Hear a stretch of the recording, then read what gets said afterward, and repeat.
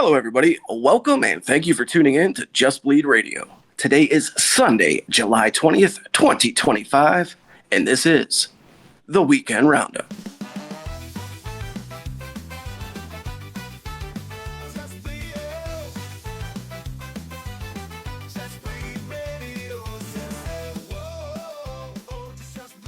Listen, le bon temps roulé, bleeders. It's LazyBed and JBR, all the way back like a butt crack, Jack.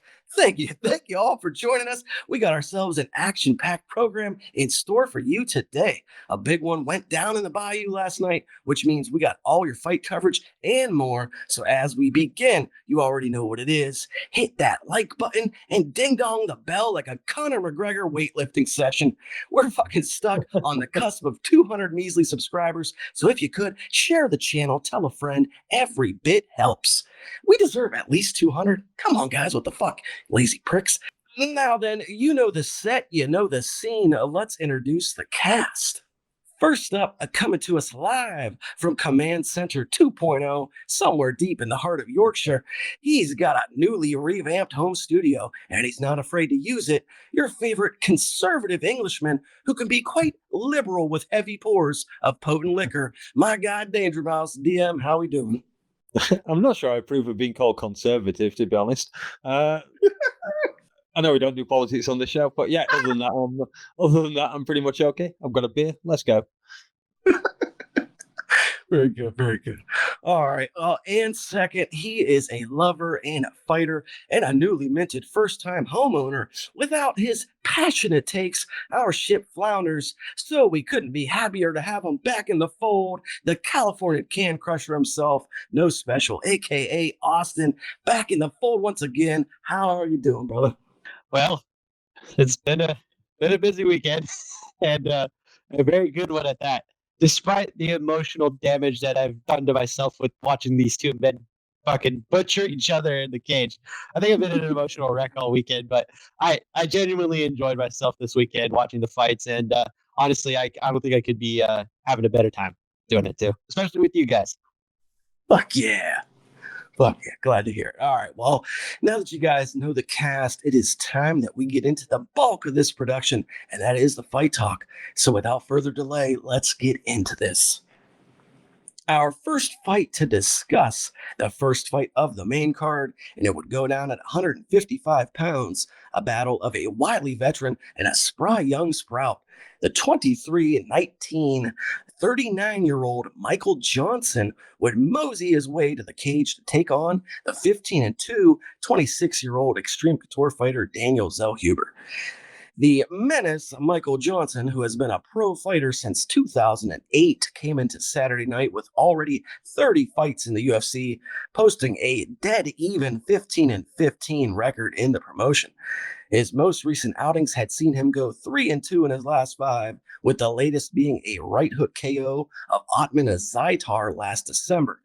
Golden Boy Daniel Zellhuber was sitting at 15-2 before Saturday. That's 3-2 in the UFC, with his most recent outing being the split decision loss to Esteban Ribovic last year at the Sphere. Since then, he has seen 2 canceled pairings, but he finally looked to make his triumphant return at 318 after a nearly year-long layoff. Chalk another one up for the menace, who once again turns back the clock with a vintage performance. Don't let the age on the stat sheet fool you. At 39, Johnson still has pop and eye-opening speed. Seemed an easy call for me from a judging perspective. DangerMouse, let's hear from you first today. You're a fan of the Extreme Couture gym and fight team. Give us your thoughts on the main card opener, and what do you think went wrong for Daniel Zellhuber? Yeah, well, I did pick Zellhuber because, as you said, Extreme Couture, the golden boy. But I'm afraid I kind of missed this one. I was writing up my notes from the Dakota Ditchever fight earlier in the night, making me very emotional. So I really wasn't paying much attention at all. So I'm afraid I'm going to have to pass on this one. What the fuck? Oh, fucking Larry's gonna love this. Larry's gonna love it. Oh, shit. All right. Well, that's a fair take, a fair assessment. I understand your predicament, Mouse. I would be emotional as well. So we'll give it to Austin then. Austin, what do you got here? Hit us with your takes on the pay-per-view opener, and how about some thoughts on what you would do with Michael Johnson, who has a ceiling clearly, but he's still dangerous at 155. You know what's crazy? I think I'm the only one on the Discord who had picked him, and I had my reasoning only because Zellhuber kind of showed us when he gets into a scrap, he does leave himself open, despite having the physical attributes to not do that.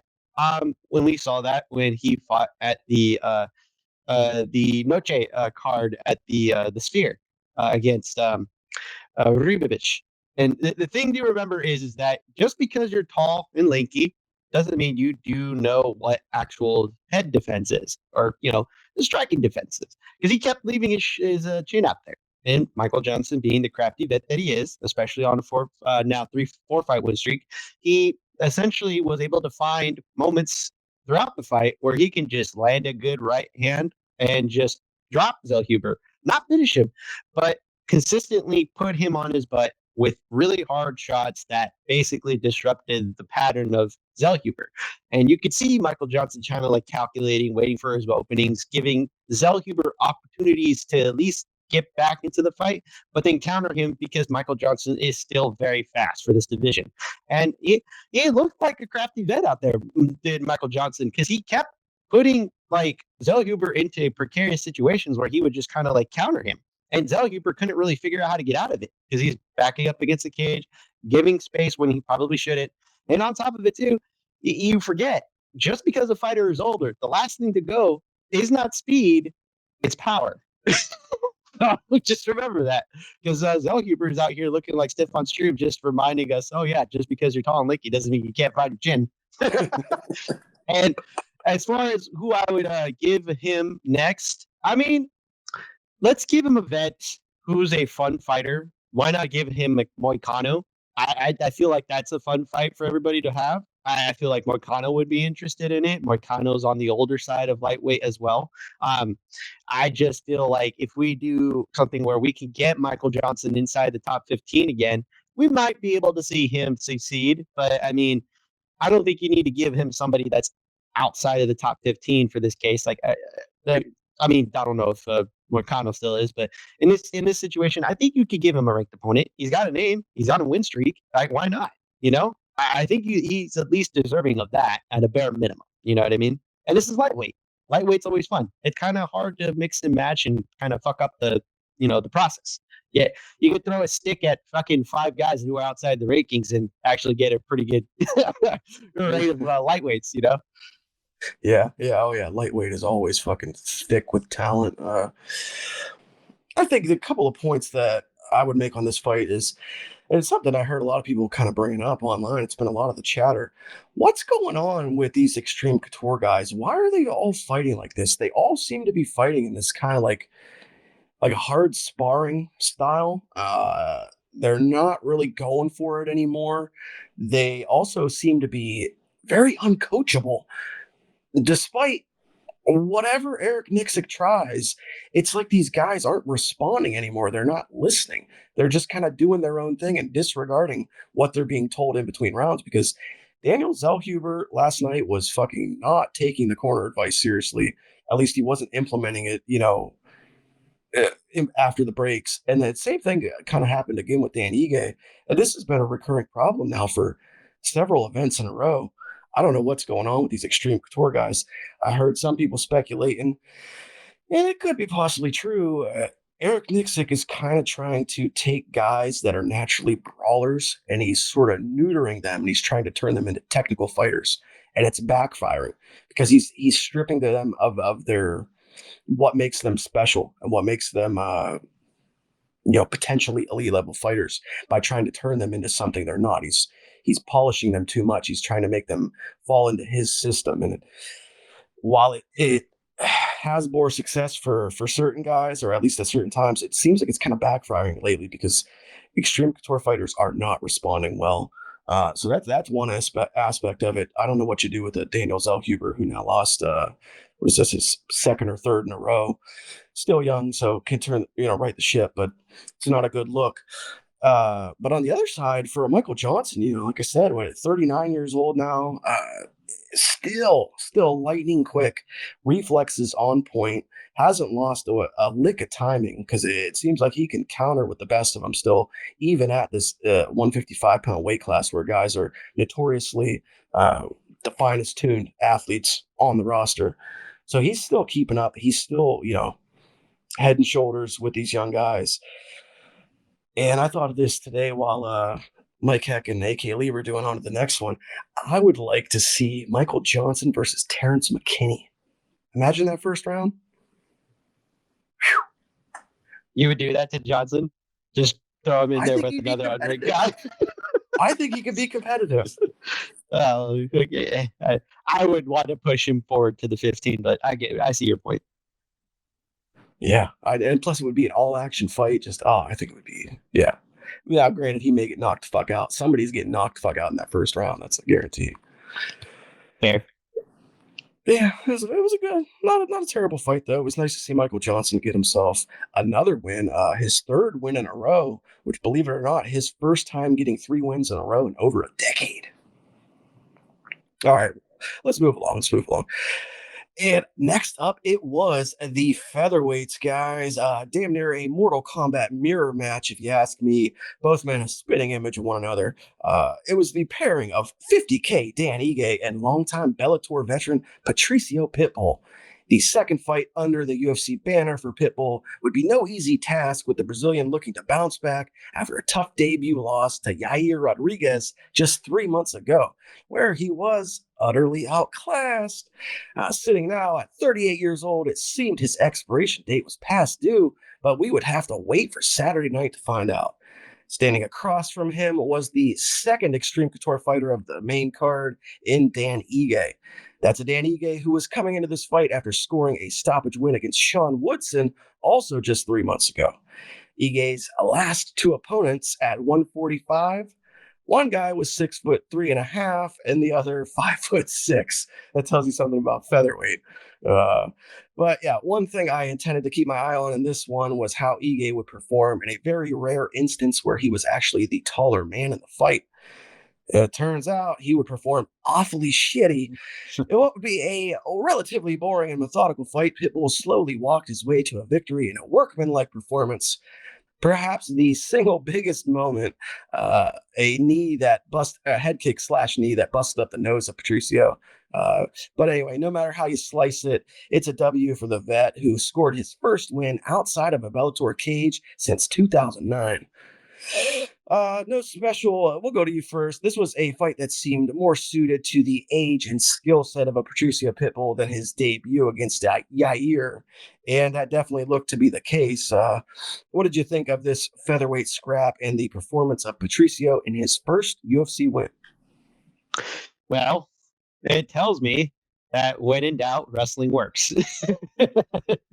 Because if you remember, Patricio is not known as a grappler. He's known as kind of being like well-rounded, but with a heavy-handed approach when the striking, right? And for his stature, you would think that he should be capable in grappling because Dan Ige is pretty much the same size, and he just has mixed bag of results. Patricio's been that dude outside the UFC. Like we said, when this fight coming into the UFC, we kind of figured his experience would carry him. And turns out sometimes there's just bad matchups that you can't avoid. And he found that with Yair. And Yair just happened to be on point that night. This time he fought a guy who's usually 50-50 on his outings. And sometimes he shows up and just, there's a reason why they call him 50K Ige. And then there's other times when Dan Ige kind of comes in and just kind of like is there. I don't know what to do with him because he kind of like shows up and he just kind of like the way I looked at it was this was Ige's fight to lose, primarily due to the fact that Ige can compete to the level of his competition, and that's rare because he could show up and just nearly shock the world with like some of his performances. I mean, there's been a handful of times where we're like, I don't know if he won that one, or I don't know if he lost that one. You know what I mean?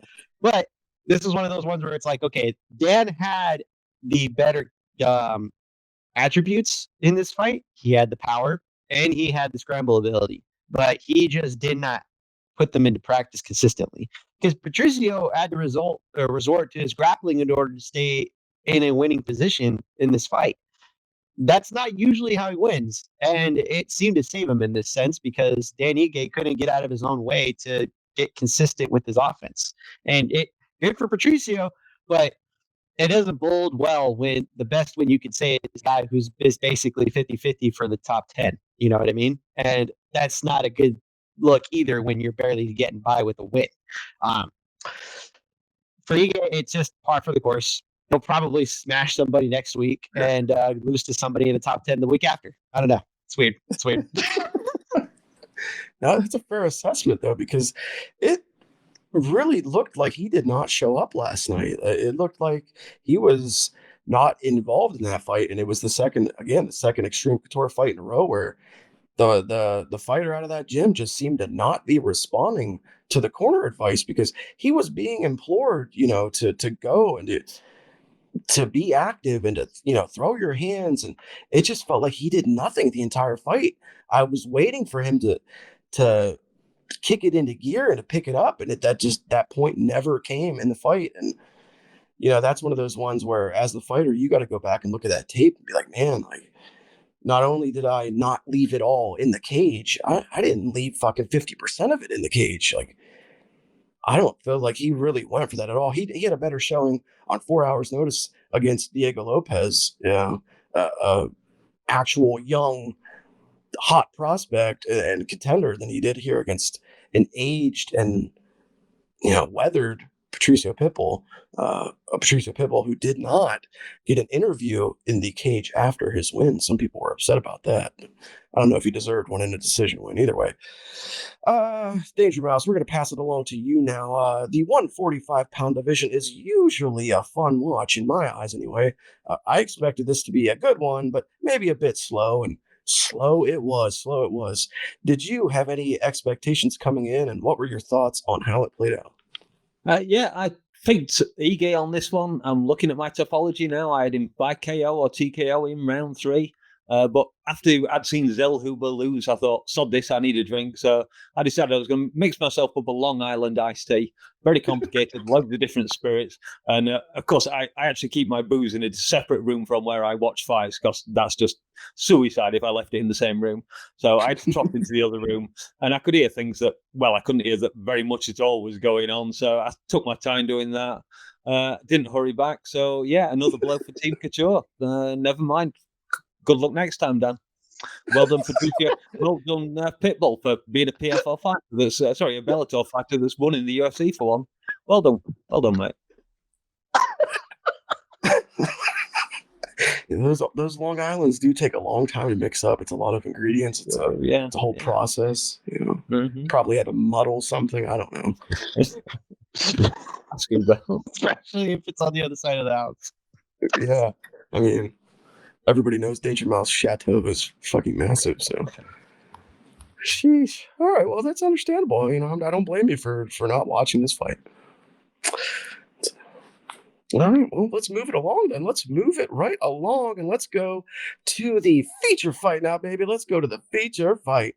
2 men from different parts of the country, one from Cali and one from Texas, but a similar mindset shared between both. That mindset, let's get in there and let's scrap this thing out. And so, an obvious one that many of us were anticipating. What? That doesn't make any sense. Either way, we were all anticipating this one coming in, and that's a fact. So, who the fuck am I talking about? Of course, I am talking about big mouth trailblazer Kevin Holland and big teeth, newly bald-headed Daniel D-Rod Rodriguez. Not much to say here on Holland that we haven't said 500,000 times recently. He is the man who seems to fight once a month. He's got some sort of sick fetish for fisticuffs, and he can't help but get in there and bang bones with another man as frequently as possible. Team Dave fantasy draft pick, and a wise one because regardless of outcome, he's getting in there and he's getting in there often. D-Rod, well, Not a whole lot to say about D-Rod either. He did come into this off of 2 wins, but those were over men equally as washed as he. One interesting tidbit, this is, of course, the rebooking of a fight that had been initially scheduled a couple years back during the Nate Diaz-Hamzat scuffle. I'm sure you guys remember that one. Well, we jump back to present times and Saturday night, where Kevin Holland would find himself a shockingly massive favorite, closing around minus 600 last time I saw. Risky business for sports bettors, laying heavy chalk on one of the least consistent men on the roster. And what a terrible, terrible gamble that was, because the master of wishy-washy performances comes out and he lays an egg. Despite what was an assumed speed and quickness advantage, Holland was virtually unable to track D-Rod down all night. He did have a successful moment where he dropped Rodriguez with a short uppercut in the clinch, but for the most part, this was a resounding win for the man with 1986 tattooed on his chest. DangerMouse, one of the most active guys in the game here, and he took on someone in D-Rod who a lot of folks thought had one foot out the door. Turned out Daniel was more ready to show Kevin the door. What were your thoughts on the fight of the night here, Holland versus Rodriguez at 170? Yeah, this was one. It was on the Discord. Everyone was picking Holland, I think, on that one. I was a bit surprised because I thought D-Rod was a little bit better than, well, he proved to be a little bit better, I guess. But to be honest, I'd been up all day and I was absolutely starving. So I was in the, and plus this was Dave's draft pick. So what the hell do I care whether we're Holland wins or not? So yeah, I was in the kitchen just cooking up some chicken.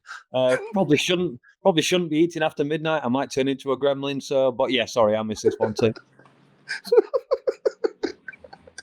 I'm sensing a pattern, Mouse. Could be. I did not have a Gremlins reference on my bingo card for today.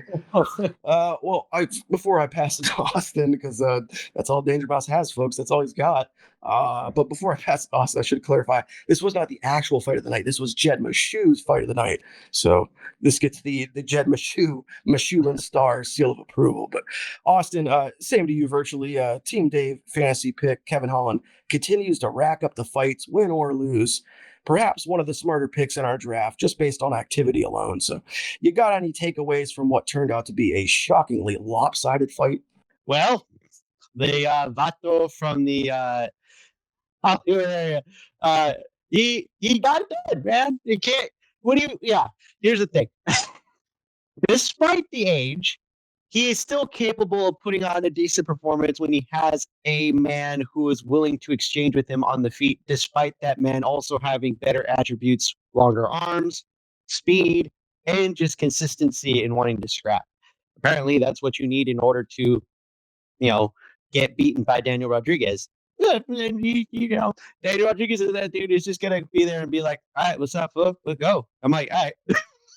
You got to admit, it's kind of funny thinking about how Daniel Rodriguez showed up into the UFC. I think he was like 34 when he got into the UFC. And despite his injury that he sustained, he's still been competing at relatively a consistent level in this division. That's surprising considering that this division has some of the best dudes in the UFC in it. And he's like, yeah, fuck these young guys. I'm gonna beat them up anyways. Like, even if he's doing it in a losing effort, he'll show up half the time and just beat a dude like Kevin Holland and make it look almost easy. Like, that's the thing that was crazy to me watching this and just watching Daniel kind of slip and slide on his back foot and then land a haymaker and drop Kevin Holland, and you're like, oh shit, that's not supposed to happen. Sure enough, Kevin Holland just kept doing that.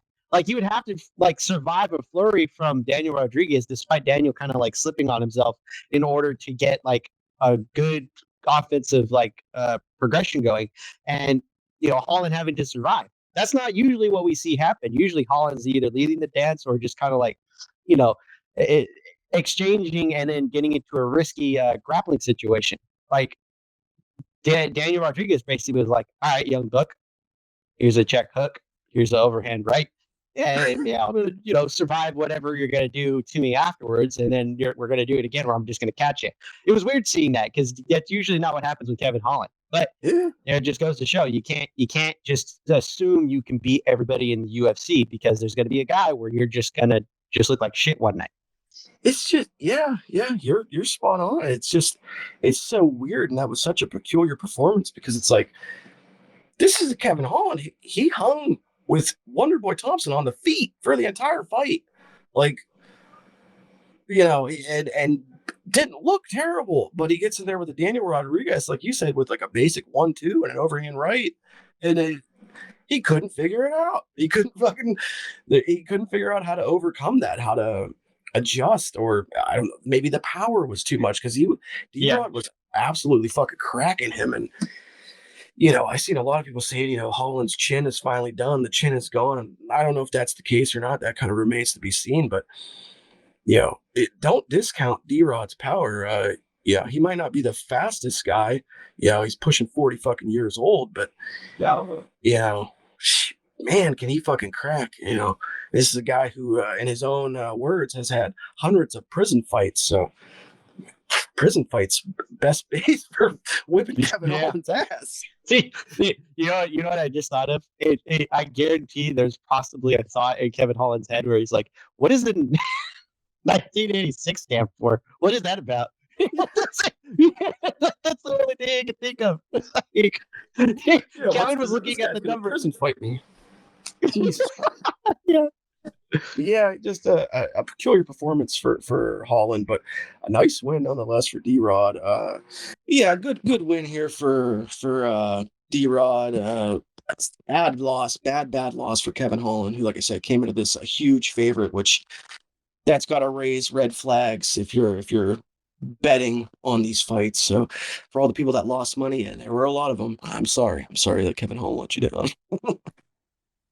All right, guys. Well, what is next? I'll tell you what's next. It's the co-main event, and it's a fight many thought made no sense in this spot on the card. Middleweights met in the middle for this battle between Roman Kopylov and past tense, Paulo Costa. Why in Sam Hell was Paulo Costa in a co-main event booking in the year of our Lord 2025? Well, buddy, your guess is as good as mine. 1-4 in his last 5 fights, with 6 cancellations in between. The man hadn't won in nearly 3 years. Couple that with some odd and erratic behavior at the press conference and his penchant for missing weight, it was safe to say things didn't look great for Paulo. Roman Kopylov came into 318 off 2 straight wins and having gone 4-1 in his last 5, with the only loss being a sub at the hands of Fluffy Hernandez. Despite a bumpy start in the UFC, Kopylov had looked pretty good as of late, albeit against mid-level competition. And you know what? Recent runs and consistency be damned. On a night where nothing made sense and everything was backwards, the trend continued. Maybe it was the time off, maybe it was a new blend of secret juice, maybe he was just motivated by the anger he felt looking at that full head of hair on Kopylov. Either way, pre-diabetic Paulo was gone and pre-pandemic Paulo was back. Costa turns back the clock for a vintage performance on a night when it mattered most. I said it on the MMA Fighting Post show, and I'll repeat it here. I think Paulo Costa saved his job last night, and I also think he knows that. Now, for what it's worth, he looked great out there. I believe the speed was the difference maker in this one. It seemed to me Kopylov expected Costa to be much slower, and when he wasn't, the whole complexion of the fight changed. Danger, as much as I know, Austin is chomping at the bit to discuss one of his favorites in Paulo Costa. I'm going to ask you to take the first swing at this co-main. A great night for the Brazilian and a tough night for the Ruski.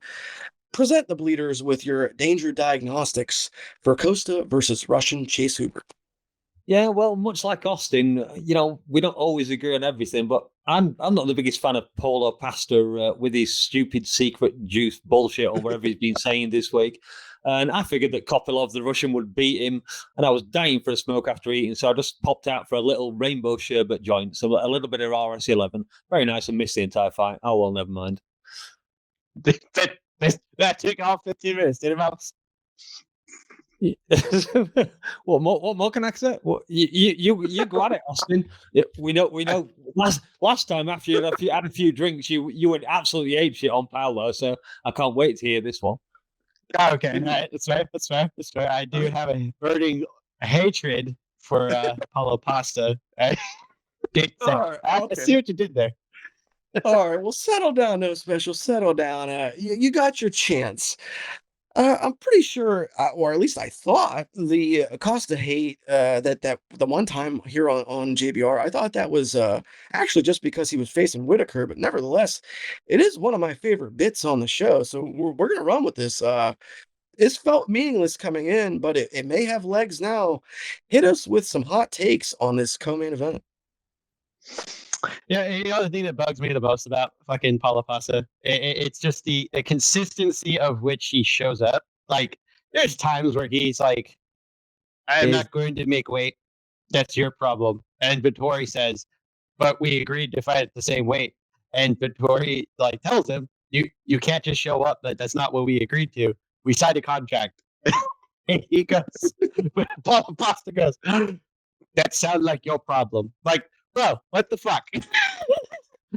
I'm on a bunch of a litany of other things that we could say about the man. I mean, the fact that you got a hair transplant in like your early 30s and then act like it's like a full head of hair, even though we can see it like just fucking like sprouting out through the fight. It looks like it's not working. It looks like it's falling out. It looks like it's about to like just die at mid fight because it doesn't matter how much he tries to comb it back. The sweat makes it look worse. And you look at Russian Chase Hooper, and Chase Hooper's hair is just bouncing around like it's a nice, froey little full set of hair. And I guarantee you that's probably what pissed him off the whole time because he's looking at that like this motherfucker. It's like, I don't know, maybe because there's no reason. There's no reason why Costa isn't competing more often and just fucking beating up middleweights left and right. Like, even if they're at the lower end of the division, like, he should just be fighting regularly. Why does he not do that? I don't know. Maybe it's because he's just fucking off on the internet like a fucking idiot. But god damn it, man. Like, he's a good fighter. He's not a top 5 fighter, but he's a good fighter. Like, he's that dude you could put in the co-main event of any fucking card and he would probably show up 50-50. Like, that's what you need him for. He's got a specific look, like a fucking jock that's an asshole. He's got this fucking attitude like I'm the greatest shit in the world, but he's obviously not. And you look at him like he's fucking capable. He does spinny shit occasionally. He drops people. He has this fucking ability to fucking end a fight.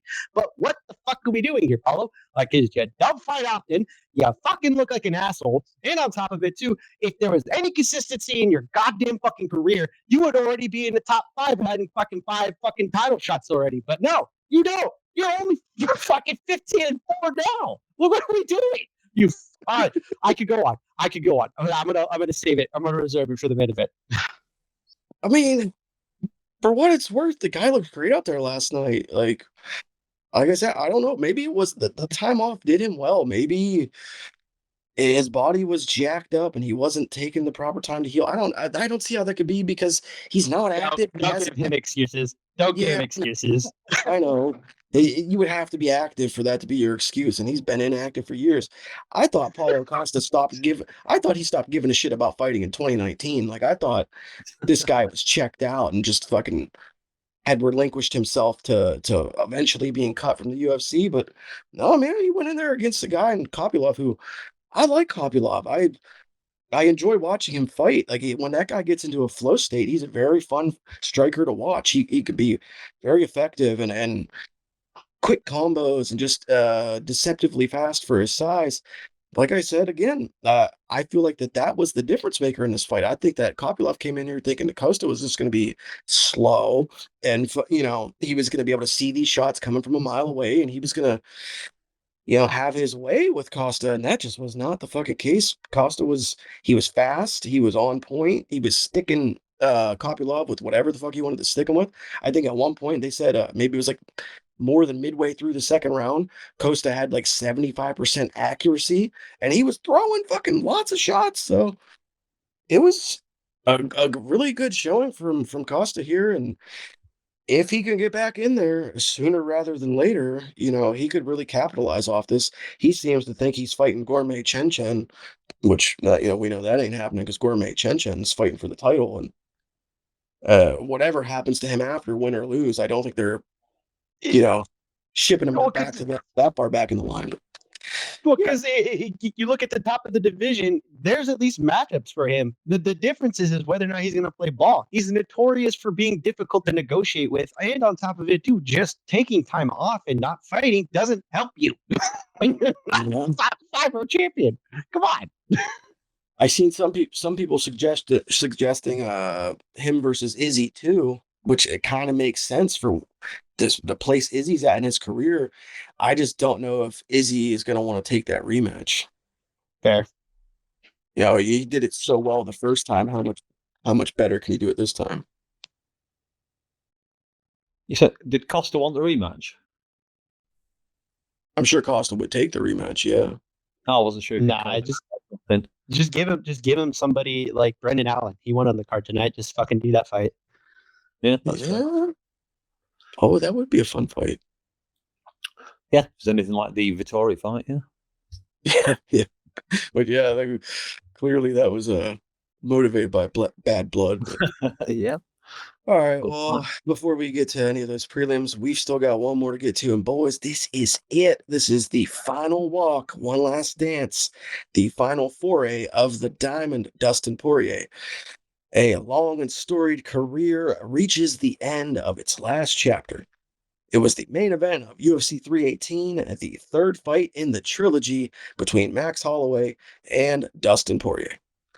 Now, no need for me to get into career stats or superlatives. You already know what it is. You know these men and you know their stories. So I'm not going to waste any time, and we're just going to get right into this fight. From the opening bell, the speed differential was very apparent, as was the newfound power of a lightweight Max Holloway. Despite a few shots on the chin that stumbled and dropped Dustin, he did manage to weather the storm and land some significant blows of his own. In fact, managing to drop Holloway himself, a less than stellar sign for Max, who has now been dropped in his last 3 fights. Oof. Blessed found success early and often with the kicks, both spinning and orthodox, peppering the body of DP, though none as impactful as the one that landed against Gaethje at UFC 300. In the end, it would be 25 minutes of war as anticipated.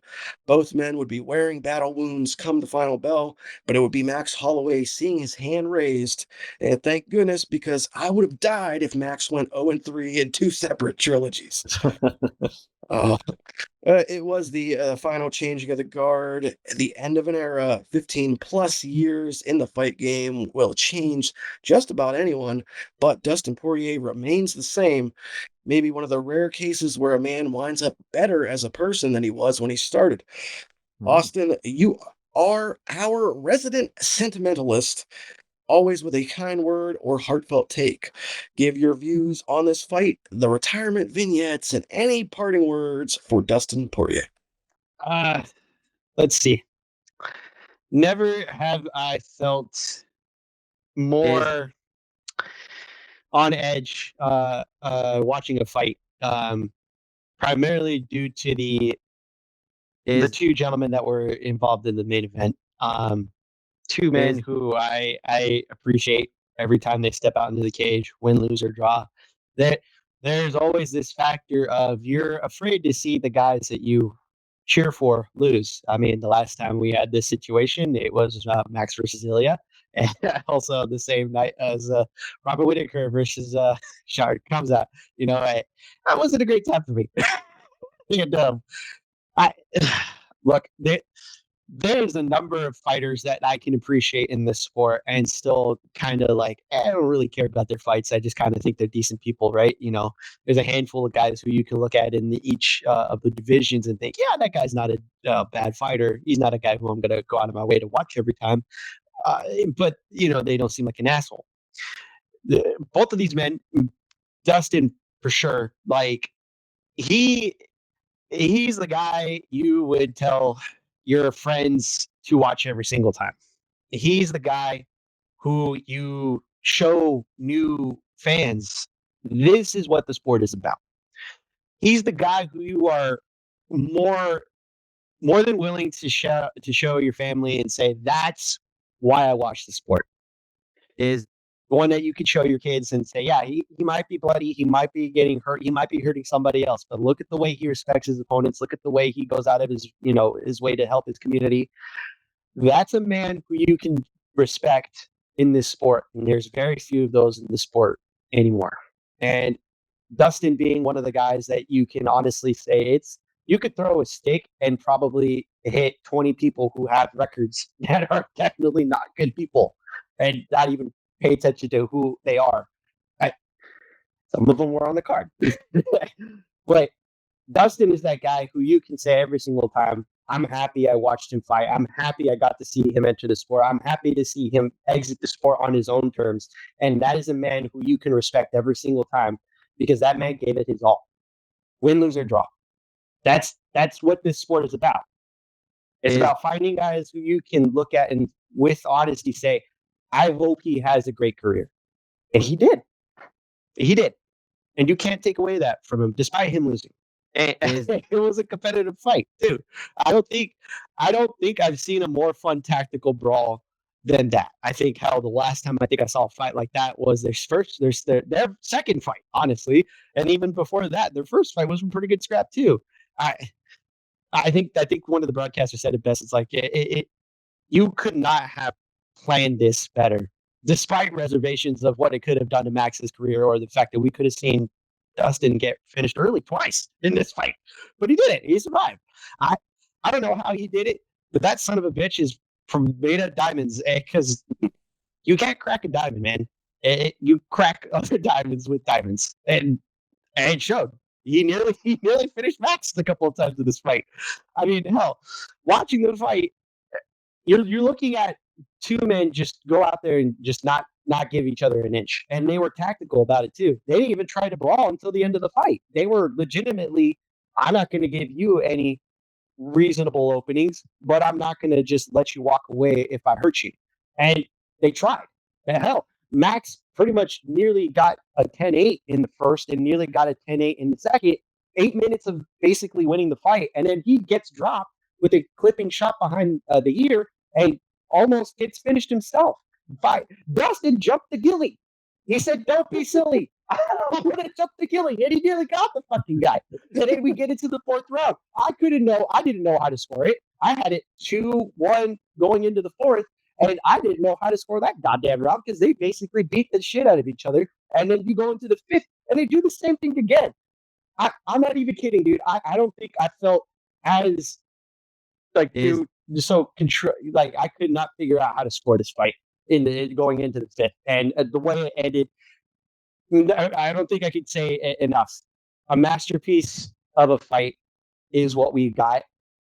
And that is extremely rare in this sport. And it's honestly on my, one of my Mount Rushmores of fights that give you goosebumps because the way that this whole event, this whole week, hell, when they booked it, everything felt perfect. Everything felt right. And it just felt like we were watching history being made regardless of who was going to win. And I am appreciative of what we got to see. And trying to keep my composure. I don't know if you can tell. I appreciated what this was, and I will not forget it anytime soon. Sorry to take up the time. Don't apologize for that. Don't apologize for that. You could have gone 10 more minutes and it would have been deserving. It was between set aside the guy and who we're talking about, set aside the career he had and the culmination that was last night. Just that fight alone deserves a large portion of every podcast across this space's time. Like, that fight was fucking phenomenal. To be the third fight in a trilogy and to see two guys still lay it on the line like that as much as they did, it's just a testament to who they are and, you know, the fighters that they've always been, the fighters that they've become. Just absolutely phenomenal fight. You know, one of the best fights of all time. Yeah, and it was a really good night. Really well done. Kudos to the UFC. You guys knocked this one out of the park. You did this one right. They don't do this often, if ever. You know, I can recall very few times they've even come close to a send-off like this for anyone. So, to do this for Dustin, a guy who, like you said, Austin, is truly one of the very few good guys in the sport, genuinely good guys. Like, who who can you think of other than Dustin that's never had a single controversy, never had a run-in, an arrest, a PED scandal, not even like this guy's a dickhead behind the scenes. Like, he's universally beloved, and there's a reason for that, and that's because he's genuinely a good fucking dude. Extremely rare in life, and even more fucking rare in MMA. So, hats off to the guy. Hats off for the career, to the family. Yeah, enjoy your time. Can't wait to see what lies ahead. And yeah, so Danger Mouse. On a night that was fun, but featured a less than stellar name value, we were at least treated to a star-studded main event. You've enjoyed the career of Dustin Poirier, as have many others. Talk to us first about the fight, and then feel free to say whatever you'd like to say as a farewell to the Diamond. Okay. I'm not sure how to approach this one at the moment. I'll say first, I've picked Max to win this one. These two are both amazing fighters, but Max is kind of the guy my heart is more with. He's the guy I remember more for whatever reason. The wings on the back, wherever it is, I have mentioned that before. But yeah, I'm afraid it was about this time that Long Island iced tea and that joint really kicked in. And to do a bit of a fast show quote, I was very, very drunk at the time. And so I vaguely remember watching the ring entries before I passed out. And I'm sorry, so sorry, Dustin and Max. I do promise I will watch this fight later, hopefully after the show's finished. This was actually the only winner I picked on the entire bloody main card. I picked plenty on the undercard, but only on this main card. But yeah, I still want to say something. Like I said, Max Holloway. Kind of funny. Last time Max fought for the BMF belt against Gaethje, I ignored the fact that Gaethje was over 35, and in this one, I didn't pick Max because of that. But that age stat has held up again as far as belts have come. He's come back. We had that little incident with the man who shall be named nameless, and that little blip on the scale. But yeah, Dustin Poirier, what a career, man! So many good fights. I'm not the historian that some of these guys are, but I was watching his Dan Hooker fight the other day with a clean skin Dan Hooker. It was unrecognizable. I was like, hang on a second, who the fuck am I watching? But yeah, just an amazing career. Yeah, as you've already said, a diamond in the ring, in the cage. Sorry, a diamond in real life. He's obviously gives a load to charity. I forget the name of his charity, but he's done all that. He's as you said, lady, he's had that perfect, school time sweetheart that he's married. He's got kids with, no controversies. We had the pleasure of watching Conor McGregor break his leg against him and then hurl abuse at him across the cage. So fuck you, Conor, in this one. Although I did see a now deleted tweet, I believe, that Conor had posted saying that congratulations, it was a good fight, but he couldn't resist putting it in at the end, a little pea head kind of comment about Dustin Poirier. So yeah, fuck you, Conor. Still trying to be the baddest guy in the sport. And probably is doing at the moment, despite John Jones's best efforts. So yeah, congratulations. Did you see that Dustin? In fact, no, maybe we'll talk about that later. Yeah, congratulations, Dustin Poirier. I really hope you enjoy your retirement. I do not want you to see you ever step foot in a cage again, unless it's to interview another fighter and congratulate them on how well they've done in their fight. You've made your money. You've had your red panty nights. You've had some of the best fights in the UFC. Everybody loves you. Please, just step away. Keep it clear. We don't, go on. We discussed it, I think, on Sunday night, last week's Sunday Night Scuffle. There's plenty of options available for Dustin. Step away, get into one of those coaching, commentary, whatever the hell. Yeah, enjoy your career. And for Max, good luck in the future. You've obviously maintain that little belt. You won this fight, which I think most of us, in fact, I know all of us picked Max on this one. But yeah, amazing job from both of you. And I do promise I will be watching that fight later. Yeah, that's all I've got. Yeah. Well worth your time to go back and watch. Well worth your time. Mm-hmm. All right. Well, Despite our focus on the main card coverage, gentlemen, this 318 event did have a preliminary portion.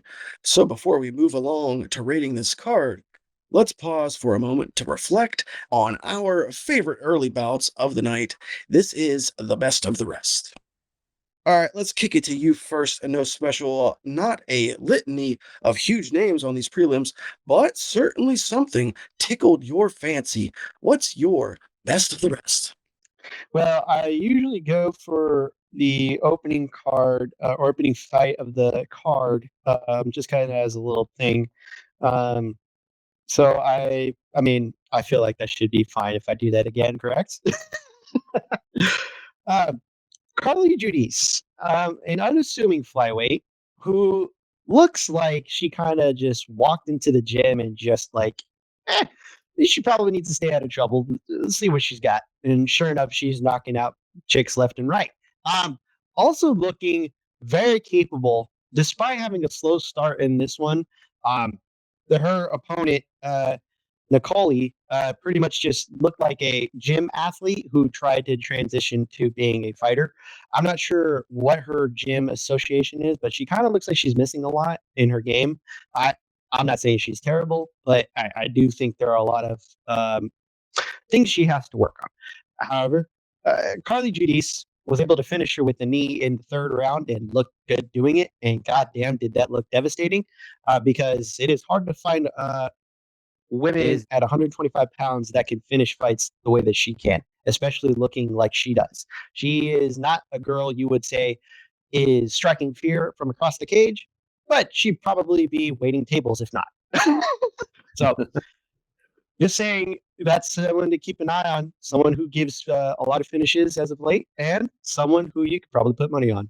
That's Carly Judice. Yeah, after watching that fight, I think I said it on Discord or in the main card minute chat, one of the two. Dana watched that finish and was like, "Yeah, we have Dakota at home. We don't need Dakota. We already got Dakota at home." Yeah. Like a dollar store Dakota, mind you, but that's exactly what Dana's after. Is the cheap version. Yeah. All right. Well, DangerMouse, that means it's time to give your selection. Several fights to choose from. Hit us with your favorite from the preliminary bouts. Yeah, well, I did actually see all these fights, so I can actually comment on them. First off, I would like to give Lucas Bretsky the Cyril Gann Award at heavyweight for submitting to a guillotine up against the cage almost as quickly as Cyril did against John Jones. That was a horrible performance there. Guess who I picked? I allowed Guru to influence me, and I picked Bretsky on that one. I'm not picking that fight as obviously one of the wins. Ateba Abega Gautier defeating Robert Valentin with TKO punches. That was very, very violent. You could see Robert the first time he touched him, and he just pursued him, but he took his time. He didn't hurry things. I believe he's got some boxing experience, and it showed because Valentin was really covering up. With his elbows really, really pointed down, trying to cover his chin, and he still managed to slip an uppercut underneath there. I'd have been terrified of smashing my hand to pieces on his elbows at that angle. But for me, for once we did not get middleweights. We had Brendan Allen versus Marvin Vittori in a 3-round brawl. Vittori was injured in the first round. He had his, I don't know if his nose was broken. I think it was. So I think he was asking his trainer to push it back into place. But yeah, gutsy performance by the pair of them. They obviously don't like each other very much. And they showed. They slung fists at each other for 15 minutes. And great fight. I believe it was fight of the night as well. Not by Jed Michaud apparently, but yeah, fight of the night by the USA. Yeah, good job to them. But good job. They both deserve $50K for that. There were lots of other good results, lots of other finishes, but they all happened pretty quickly. So yeah, from the fights I've seen, yeah, that was definitely a fight of the night for me. Yeah, once again, this was a situation where the prelim portion of the card really kind of carried the night. It kind of propped up the whole event because the main card while fun, every fight did go to a decision. So, for me, I don't got anyone specific, but I do have a couple of quick notes on the ones you guys touched on. So I'll just rattle through these real quick. Carly Judice, 6-inch reach advantage. That's a 65% win rate when you got that. She is the first woman to have a kick and a knee KO in the UFC. It's kind of a silly stat, but it's a cool one. Much like my dating life in high school, Bruno Fajeda said, "We're both the same size when you're on your back." Despite looking like a 6 foot tall Peter Dinklage who lets a dingo chew his hair off, a nice win by Jimmy Crute. Atiba Gautier, you guys mentioned it. He is a unit. I love the poise of the man. It was very impressive. Poor Viking guy Valentine landed 0 strikes, but he did have 2 significant wave-ons. That was like the most confusing thing to me because he's like hurt on his feet, willingly trying to egg on a man who was about to consume him, and just legitimately like just saying, "Come, get it." And then as he was getting destroyed, said it again. Just keep going. I don't know if I'm gonna make it farther than this. Just pure balls on that man. I'm so disappointed with it when I saw him on the Contender Series or whatever it was, and I think I posted one of his knockouts. It's on the channel somewhere. And then he's a guy for a minute there. We got the short of him on JBR. Yeah, exactly. Yeah. And also, I knew better in this one. I knew better than to pick the tiny T-Rex armed Argentinian Jay Leno that is Francisco Prado. The guy could probably make bantamweight if it weren't for that goddamn milk jug head of his. Fucking bastard. And then who would have thought, like you guys said, a beef on the casino floor would lead to the most entertaining fight in Marvin Vettori and Brennan Allen's careers? Who'd have fucking thought it? Something about that fight. Over 500 combined strikes in that fight. That's crazy. Yeah. I saw a stat about Vittori. There's so many fights he's thrown over 100 strikes in. He's got fucking pillow hands, but he definitely throws them. Yeah, he's got pillow hands but a rock head. Yeah. Strange combo. Yeah. It's like, well, it's Max to some degree. Sorry, Max Holloway. He's not the biggest knockout artist in the world. Hey, wait till you see this fight against DP when you get a chance to watch it, because up at 155, he's carrying a little bit more power. Yeah, I did hear that, yeah. I also heard that Dustin wasn't exactly happy with the scorecards. The scorecards were all over the place. It was strange. But Austin kind of hit the nail on the head with that. It was a tough fight to judge. I feel bad for the judges on that one. Yeah. Well, speaking of judging, my blood brothers, it is time now, because that's all things UFC 318 wrapped up like a po' boy. But you and I both know no night of fights is complete without the official JBR grading system seal of approval. So that means it's time to choose a number between 1 and 10 beignets as we rate that card. Woo!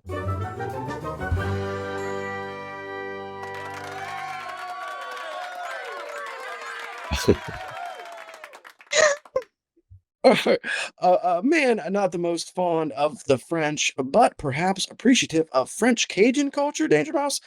With all things considered, give us your rating for UFC 318 in New Orleans. That's going to be very difficult, obviously, because I haven't seen the main card at all. All the prelims were pretty good. Maybe I'll just have to give my score at the end next week, or should I give a score? I can't give a score based on the prelims because it sounds like the main card isn't as good, anywhere near as good as the prelims were. Score the prelims and divide it in half. I could do that. What do? Oh, well, then add half the whatever I'm score from the thing. Yeah, we can do it that way. In that case, we'll just go for a nice. I'll actually make it relatively simple because I'm going to have to half it, so we'll just go 4.5. Fair.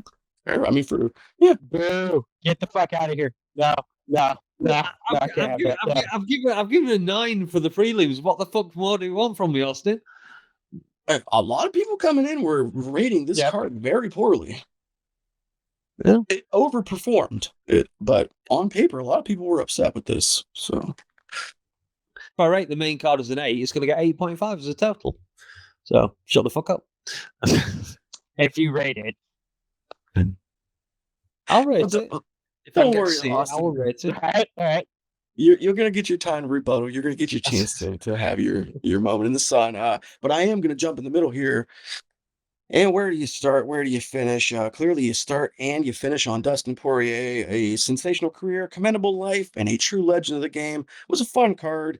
Great to be back in Louisiana. There were some fun fights scattered throughout, but at the end of the day, my rating is going to come down to one thing, and that's the send off of DP. You don't get moments like that in MMA, like we already touched on, and not to this level anyway, not to this magnitude. So a special night deserves a fitting rating. I'm gonna go crazy here. I'm gonna give this card a 9. Appropriate. Fuck yeah. And I think DangerMouse, you will agree when you rewatch it or watch it for the first time, rather. Yeah. I did want to give a shout out to the UFC for doing this for Dustin. For once, they did show some respect to a fighter who's given them a hell of a lot. So yeah, giving him send off at home. Yeah. Shout out Louisiana, who apparently was more than willing to accommodate this and make this happen. So they had to pull some strings themselves. But anyways, Austin, the time has come. The last dance is over. Hit us with your final thoughts and rating on UFC 318 live in Louisiana. Well, since we had this main card that wasn't great on paper, right? And I think we can understand what the situation was. They had put together this card kind of haphazardly because they were trying to give Dustin his moment, his time to shine, and I appreciate that. Like as you guys said, usually the UFC doesn't like to do that. Usually the UFC is the ones like, "Hey, are you available for this random card in the middle of bumfuck nowhere or this random dictator country that we've taken money from?" Right? the UFC is not usually the company that gives opportunities like this, and we can at least give them their props when they do. And I think we can both appreciate, all of us can appreciate that the fact that we got that with Dustin, and it was appropriate, and it was great the way it all came together. Um, from the prelims, you had nothing but ridiculous finishes, fun scraps. I mean, you can't really go wrong with watching the prelims. The middle portion of the actual card itself, the 4 prelim fights that were leading into the pay-per-view, those were bad fights, a little bit lacking, but yeah, and then you also had the main card that not the best fights on paper turned out to be fun scraps. I think that's what you need in order to have a good pay-per-view, even if it doesn't lead to finishes. You need fights that'll give the fans at home and in the arena something to cheer for, and be entertained at least somewhat. Right. The main event is why we were here. Why we were here to begin with. Why we watch the sport. Why we love the sport. Why we cheer for who we cheer for. They showed up. They went all out, and you could not have asked for a better fight, a better main event. And I think this is running for my main event of the year, or like I said, I think fight of the year, honestly. And you're not going to get much of that with the UFC these days, but when we do, damn, we need to appreciate it, and especially when the fighters do put it all out on the line like that. They did not hold back, and I'm going to give it a 9.5. The only reason why it's not a 10 is because I felt like this was the perfect send off, and to give it a 10, I think with at least a handful of the fights on the main card could have been finishes, but it's okay. I think a 9.5 speaks for itself, and that's with the one fight card, right? So I will give it a 9.5. Yeah, that makes it pretty much one of the better rated cards that we've ever scored, even with DangerMouse's half score. It's a good way of resolving it. Yeah, it's positive. It's a silver linings. Well, bleeders, before we get out of here, or now that the dust is settled and the smoke is cleared, rather, I thought it would be nice to pause for a moment to take a look back. Last thing from UFC 318. I just made that up. So the soil in Lafayette, Louisiana, is known for its diversity. Due to its unique geography, shaped by rivers, floodplains, and sediment deposits, the earth below your feet in the Big Easy can vary in composition. However, much of the city lies on what is known as alluvial, a type of dirt deep and rich in organic matter. Alluvial can be highly fertile for agriculture. While it may be well suited for crops, it's not known for producing diamonds. Typically, Much akin to the natural makeup of the land, the region has proven a fertile hotbed for not only farming produce, but talent as well. Liz Carmouche, Alan Jobin, Carly Giudice, Tim Credeur, Daniel Cormier, and one Dustin Poirier, all Lafayette natives. What is it that creates this perfect storm? You could point to the blue-collar nature of the people, the commonality of hard labor in the fishing and oil rigging industries, or maybe it's that soil. Could it be the soil that breeds a people ready to, quote-unquote, get it out the mud? There's no doubt that it takes a certain something to make it out of one of the poorest states in the nation. 48th out of 52 for median household income. Resilience and perseverance are crucial. A hefty helping of unwavering belief doesn't hurt either. Those are three things that a certain King of Diamonds had in spades. It was never due to arrogance or naivete, but rather because of the support system that surrounded him. Similar to that alluvial soil, family and loved ones provided a fruitful foundation to grow from. Through turbulent weather and opulent sunshine alike, Poirier's roots remained planted, steadfast and sure-footed. Be it amidst the thrill of victory or through the doldrums and the agony of defeat, humble assuredness followed Poirier like a shadow.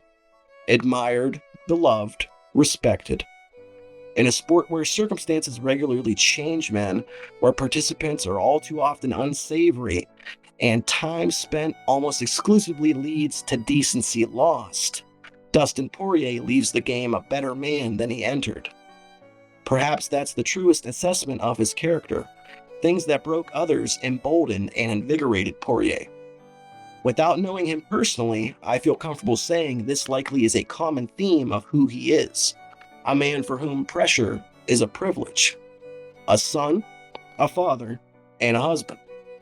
A teacher, an example, and a fighter. Forged in the crucible of combat. The alluvial soil in the deltas of Lafayette, Louisiana are not designed nor intended to form diamonds. In fact, science says it's virtually impossible. But sometimes, with a bit of grit, a lot of gusto, and the right supporting cast, destiny outweighs science. So the next time you're trudging through life and the path you're walking feels more like quicksand, remember the diamond that grew from the dirt in a small parish in southern Louisiana. Thanks for the memories. Happy trails, Dustin Poirier. Nicely done, Lazy. And that was one last thing. Yeah, that was good, man. That was fucking great. Well, boys, we went to the bayou and back, and all I got was this lousy t-shirt, maybe a sunburn and some mosquito bites too. Hey, speaking of sunburn, the UFC is off to Abu Dhabi next week, so we'll be coming at you live this coming Monday with all your recap requirements for a night in the desert. Hopefully you enjoyed today's program. If you did, give us a like and sub to the channel. For now, we got to get the fuck out of here, though. So, for Danger, Chatri, and Austin, I'm LazyBed, and this has been the Weekend Roundup. Say goodbye. Bye. Later, guys. Yeah, we fucking did it. Let's go. I promise I'll watch it later.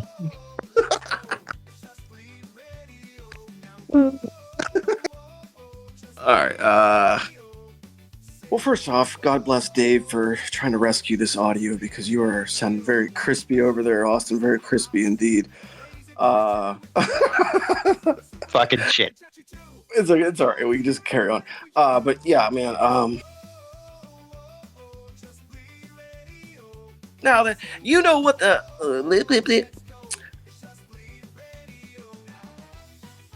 I would like to say that seeing Dana shut down John Jones' idea of fighting at the White House at the press conference was so fucking beautiful. I love that. I don't know if you saw that or not. If only he had done that when Tom was still out there trying to defend his interim title. Yeah, exactly.